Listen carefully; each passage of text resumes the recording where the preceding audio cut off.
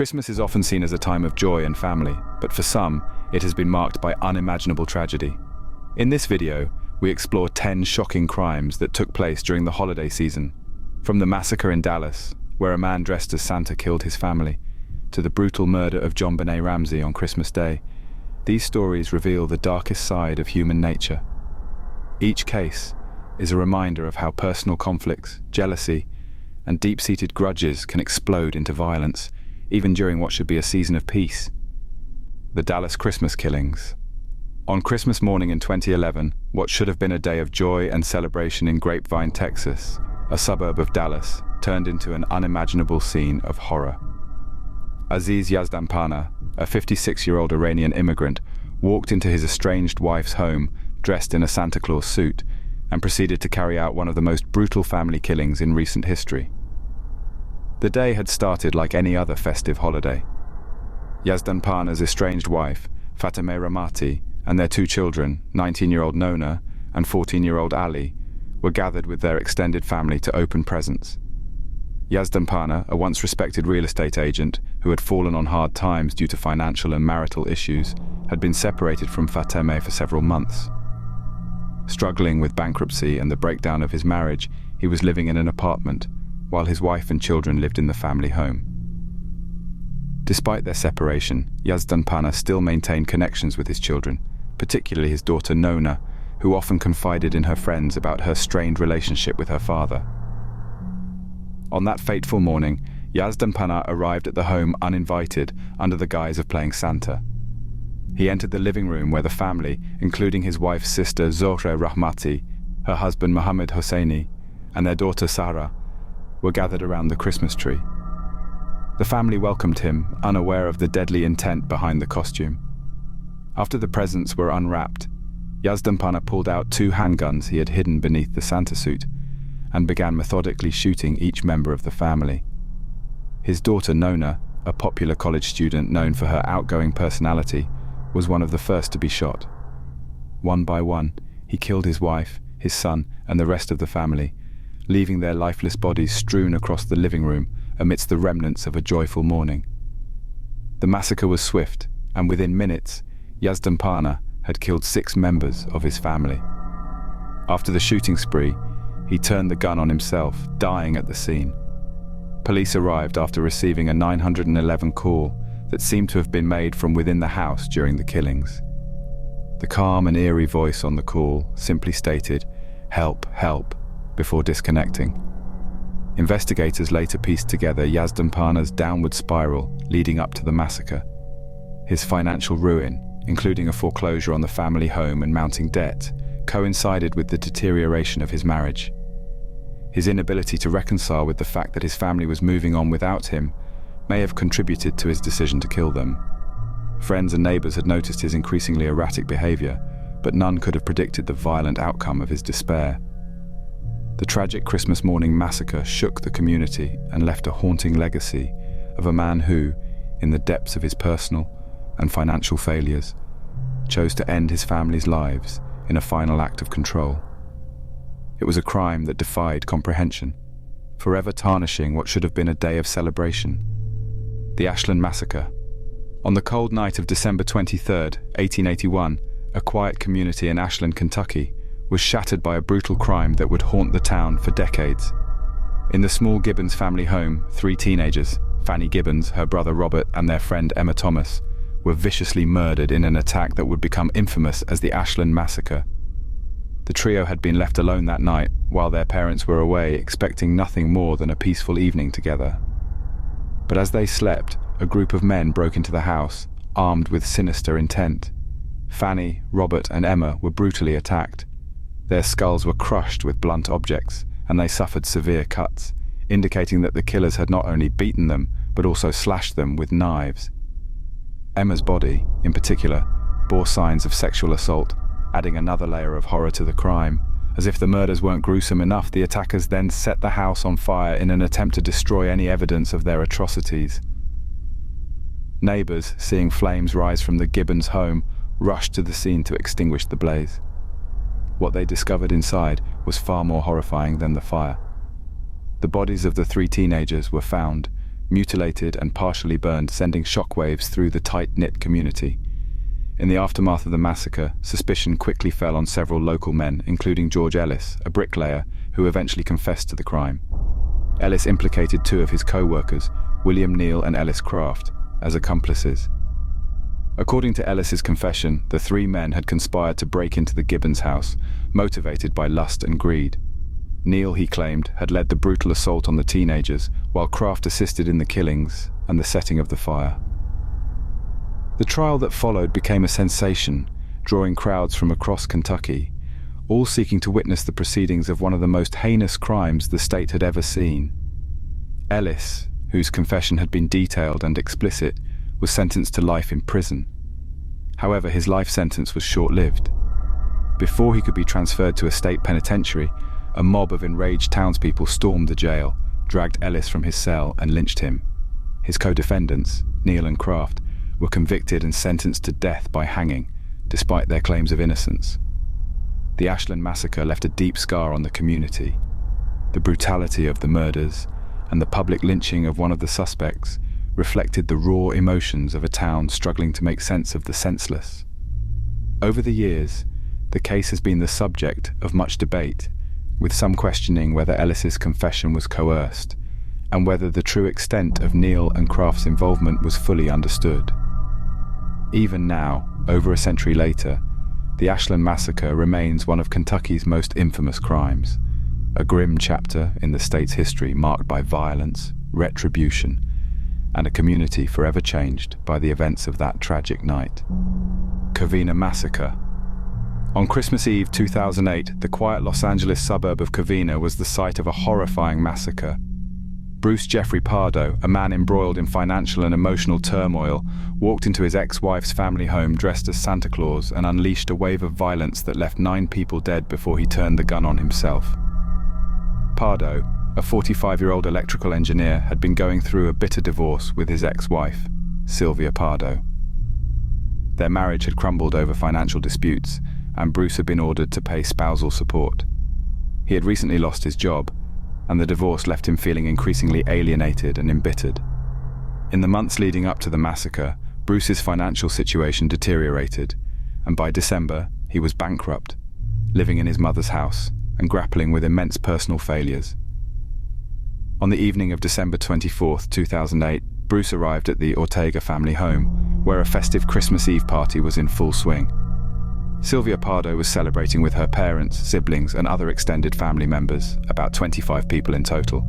Dressed as Santa, Bruce knocked on the door.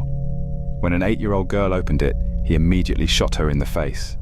She survived, but this marked the beginning of a brutal attack that would claim the lives of 9 members of the Ortega family. After opening fire with semi-automatic handguns, Bruce revealed a large, wrapped package containing a homemade flamethrower. He sprayed the house with racing fuel and set it ablaze. The flames consumed the home within minutes, reaching temperatures so intense that many victims had to be identified through dental records. The fire, combined with the shooting, left few survivors inside the house. As the blaze roared, Pardo fled the scene in a rental car, headed toward his brother's house in nearby Sylmar. His escape plan, however, began to unravel. Pardo had sustained third-degree burns from the flamethrower, and his meticulous plan to flee to Canada fell apart as his injuries worsened. Police later discovered a plane ticket to Canada in his car, evidence that he had intended to flee the country after the massacre. But instead of escaping, Bruce took his own life later that night, with a gunshot to the head at his brother's house. In the aftermath, investigators uncovered Bruce's meticulous planning. In addition to the flamethrower, he had brought handguns, extra ammunition, and nearly $17,000 strapped to his body. The act appeared to be fueled by rage and a desire for revenge against his ex-wife and her family, whom he believed had taken everything from him. The Covina Massacre left a community devastated during a time meant for celebration, as 9 innocent lives were cut short in one of the most violent and premeditated attacks in California's history. JonBenét Ramsey.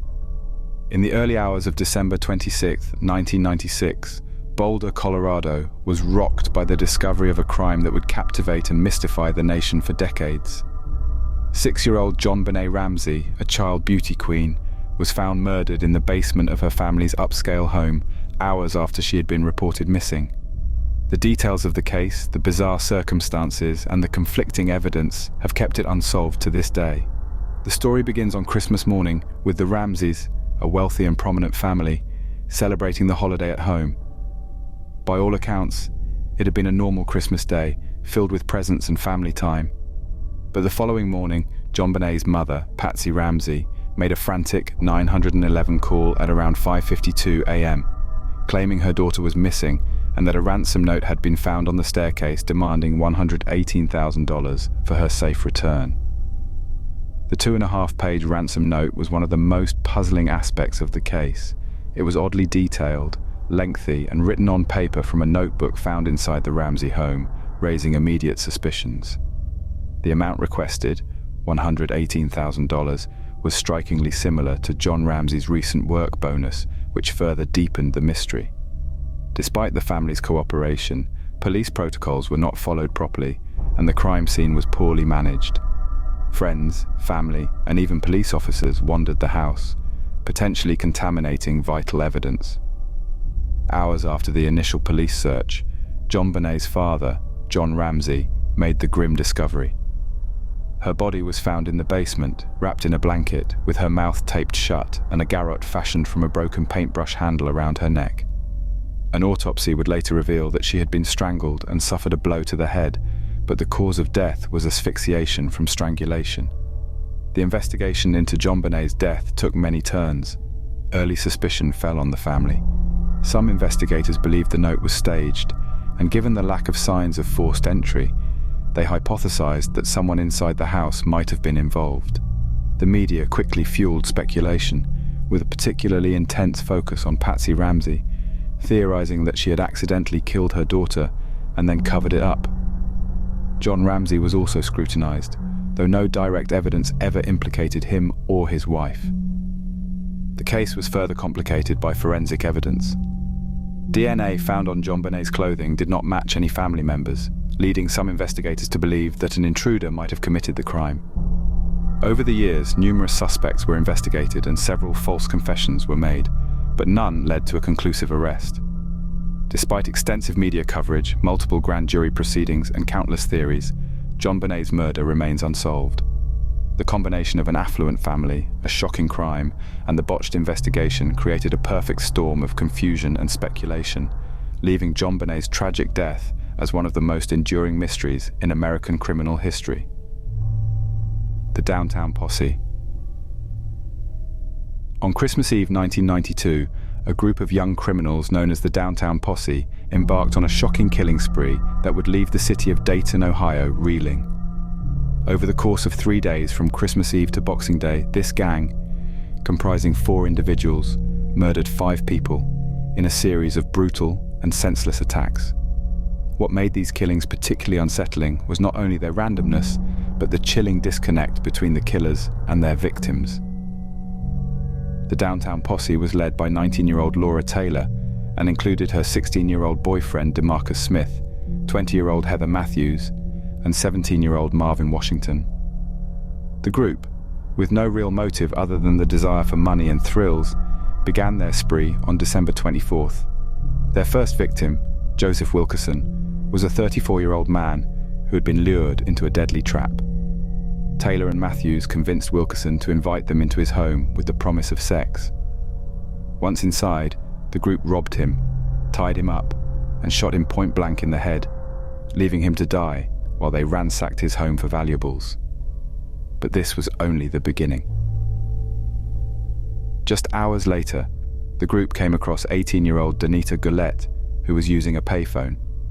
In a random act of violence, they shot her multiple times and stole her coat, shoes, and $1. Goulet died from her injuries, and the senselessness of her murder would come to define the spree.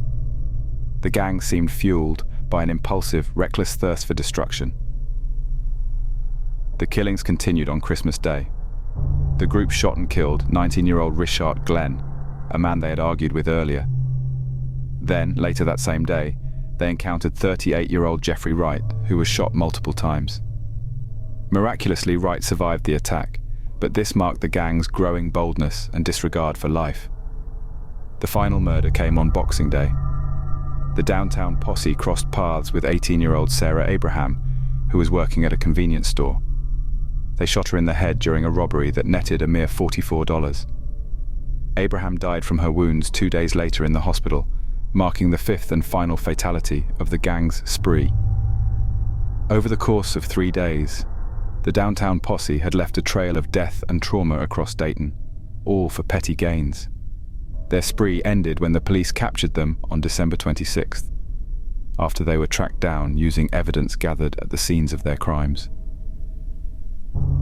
The senseless nature of the killings stunned the community and raised disturbing questions about what had driven this group of young people to such extreme violence. Each member of the gang faced justice. DeMarcus Smith and Laura Taylor, the two primary shooters, received lengthy prison sentences, with Smith being sentenced to death. Their actions over those 3 days remain one of Dayton's most notorious crime sprees, a chilling reminder of how quickly violence can spiral out of control with devastating consequences. The Johnston holiday murder. On Christmas Day in 1894, a festive holiday dinner in Pittsburgh turned into a deadly confrontation that would forever mark the lives of those involved. John and Amy Johnston, a married couple known for hosting lively social gatherings, had invited their neighbors, Daniel and Ellen Herron, over to celebrate the holiday. What began as a joyful evening filled with drinks and conversation quickly spiraled into a fatal encounter, resulting in Amy Johnston's death at the hands of a family friend. The evening progressed as expected for much of the night, laughter, food and drinks shared among friends. But as the alcohol flowed freely, tensions that had simmered below the surface began to rise. John Johnston and Daniel Herron, who had been friends for some time, found themselves embroiled in an argument. The cause of the dispute remains unclear, but many reports suggest it was rooted in an old grievance between the two men, which had been reignited by their growing intoxication. As the argument escalated, Herron, increasingly agitated, pulled out a revolver in a drunken rage. In the chaotic moments that followed, the scene turned from verbal hostility to deadly violence. Herron aimed the gun, but it was Amy Johnston, John's wife, who tragically stepped into the line of fire. The shot struck her in the side of the body, and despite desperate efforts to save her, Amy succumbed to her injuries soon after. The sudden death of Amy Johnston devastated her family and the local community. The dinner that had started as a celebration of Christmas joy had ended in an unimaginable tragedy. Herron was immediately arrested and charged with manslaughter. His defense centered on the argument's spontaneous nature and his inebriation at the time of the shooting, which, while not exonerating, painted the act as one of recklessness rather than premeditation. The trial drew significant attention, as it captured the painful realities of how close-knit communities can be torn apart by acts of sudden violence. Herron's actions were condemned, but his personal anguish and deep regret over killing Amy, someone he had known well, also complicated the narrative. As the case unfolded, the details underscored the dangers of unchecked tempers and alcohol-fueled disputes that can spiral fatally out of control.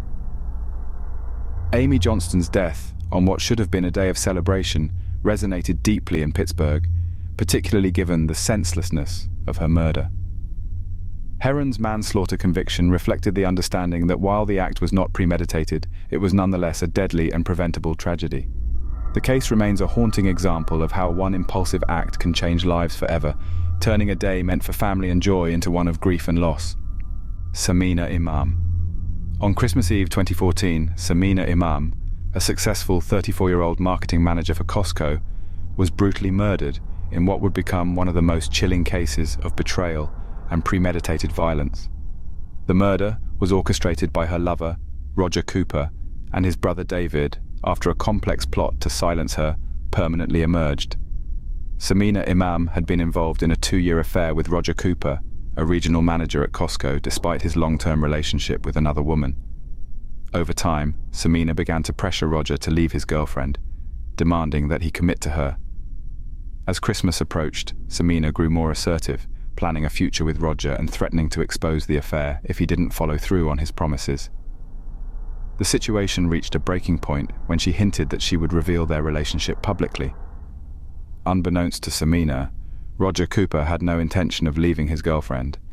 Instead, he concocted a sinister plan to eliminate her, enlisting the help of his brother, David Cooper, to carry out the murder.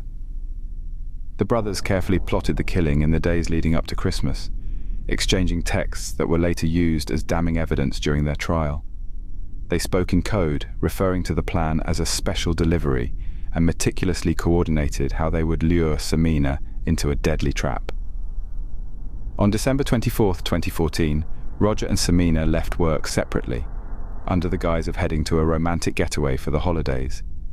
Instead, they made a detour to David's house in Leicester, where the ambush awaited her.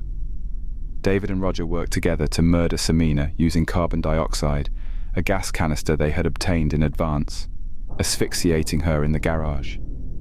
Once the brutal act was completed, they buried her body in a shallow grave in an allotment plot several miles away. It wasn't long before Sameena's family reported her missing, and an investigation was launched. Roger Cooper's behavior immediately raised suspicions. Investigators traced Sameena's phone records and found that the last signal from her phone had come from David Cooper's home. Additionally, CCTV footage captured Roger and David buying incriminating items, including cleaning supplies and the gas canister used to kill her. As the investigation deepened, police found Sameena's body buried in the Leicester allotment on New Year's Eve. The autopsy confirmed she had been killed by carbon dioxide poisoning. The meticulous nature of the plot, including the calculated deception and cold-blooded execution, shocked both investigators and the public. In January 2015, both Roger and David Cooper were arrested and charged with murder. During the trial, the extent of their premeditation became clear, and both brothers were found guilty. Roger Cooper was sentenced to life in prison with a minimum of 30 years, while his brother, David, received the same sentence. The murder of Sameena Imam stands as a grim reminder of how betrayal, desperation, and cold calculation can lead to tragic consequences, particularly when trust is weaponized in the most intimate of relationships. Kristy Bamu. On Christmas Day 2010, London became the setting of an unimaginably brutal crime that shocked the world. Kristy Bamu, a 15-year-old boy visiting family from Paris, was tortured and killed by his own relatives in an attack that lasted several days. His sister, Margaret Bamu, and her partner, Eric Bikubi, believed that Kristy was possessed by witchcraft, a delusion that led to horrific violence under the guise of exorcism. Kristy, along with 4 of his siblings, had travelled from their home in Paris to spend the holidays with Magali in her East London flat.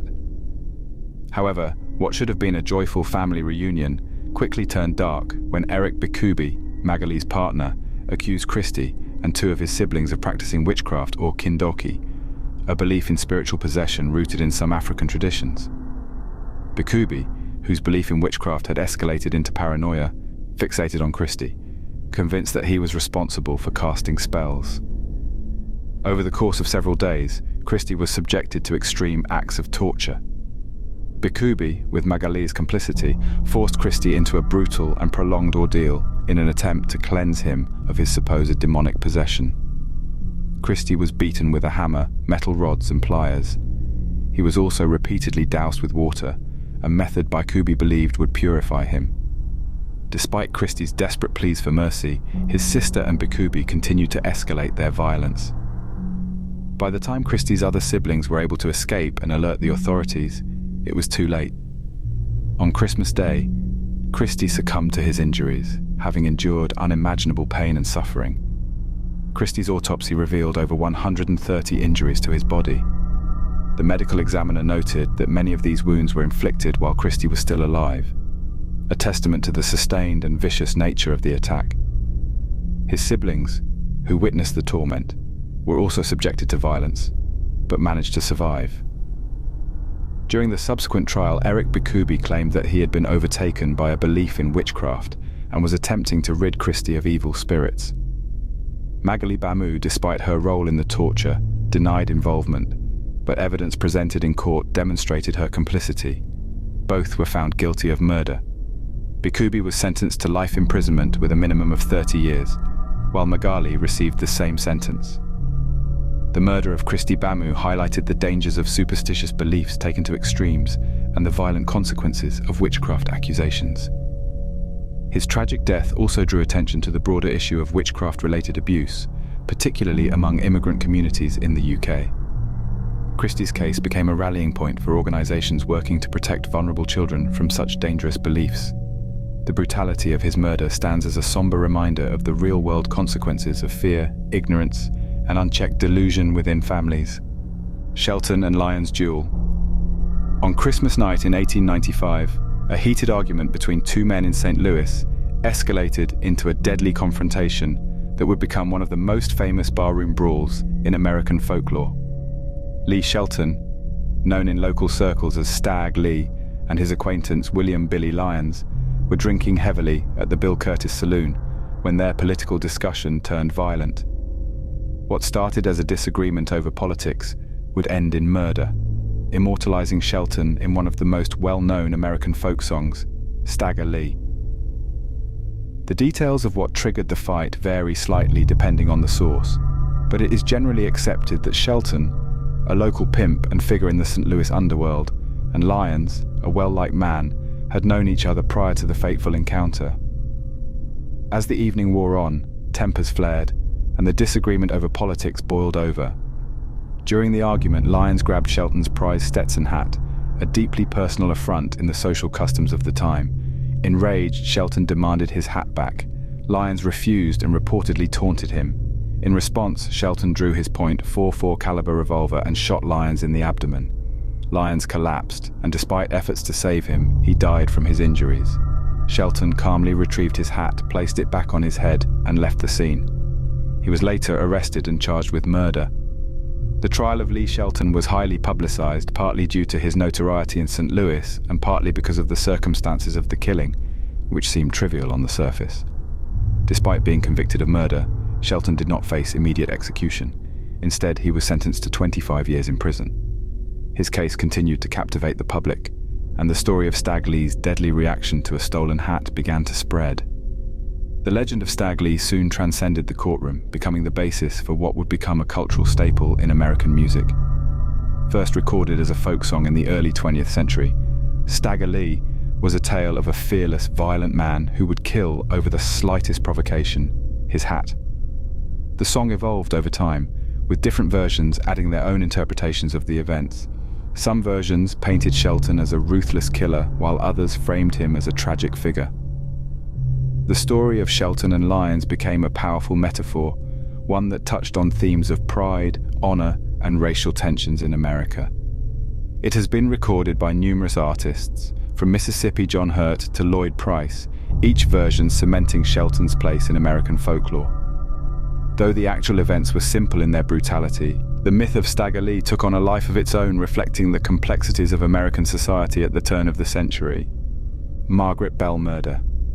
On Christmas Day in 1901, what should have been a festive celebration in Brooklyn became a scene of tragedy. John Bell, a man consumed by jealousy and suspicion, confronted his wife, Margaret Bell, over an accusation that would ultimately prove unfounded. The confrontation would end with Margaret's death, shot by her husband in a sudden and violent outburst. John and Margaret Bell had been married for 15 years, but their relationship had become increasingly strained. John, who had grown distrustful and paranoid, became convinced that his wife was unfaithful. There was no evidence to support his suspicions, but in his mind, Margaret's every action was further proof of her imagined betrayal. By December 1901, his jealousy had reached a dangerous peak. On that fateful Christmas morning, John confronted Margaret in their home. His paranoia and rage over what he believed to be her infidelity were on full display. During the heated argument, Margaret tried to calm her husband, but John's anger only grew. In a fit of uncontrollable rage, he grabbed a revolver. With no warning, he aimed it directly at her and fired. The bullet struck Margaret in the eye, killing her instantly. The aftermath of the shooting was as tragic as the act itself. John, realizing what he had done, made no attempt to flee. He remained at the scene as neighbors, hearing the gunshot, rushed to the home. Police arrived shortly thereafter and arrested him. Despite his claims of remorse, John was charged with murder, and the case quickly garnered public attention. During his trial, it became clear that John Bell's act of violence was driven by nothing more than his own insecurities and unfounded suspicions. The court heard testimony, about his increasing jealousy and controlling behavior in the months leading up to the murder. Margaret had never given any indication of being unfaithful, and witnesses described her as a devoted wife whose only crime had been living under the constant scrutiny of a husband plagued by jealousy. The case was significant not only because of the brutality of the murder, but because it illustrated how unchecked jealousy and domestic tensions could explode into deadly violence. John's belief in Margaret's supposed infidelity had no basis in reality, yet it led him to commit an irreversible act. His trial concluded with a conviction for second-degree murder, and he was sentenced to life in prison. The murder of Margaret Bell was a tragic conclusion to a marriage torn apart by jealousy. It highlighted how deeply ingrained mistrust and personal insecurities can distort reality, leading to devastating consequences. Margaret's death serves as a stark example of how unchecked emotions can lead to the ultimate act of violence. These tragic stories remind us that even during times of celebration, personal struggles can lead to devastating consequences. If you found this video insightful, don't forget to like, share, and subscribe for more in-depth true crime content. Let us know in the comments which case impacted you the most and what you'd like us to cover next. Stay safe, and we'll see you in the next video.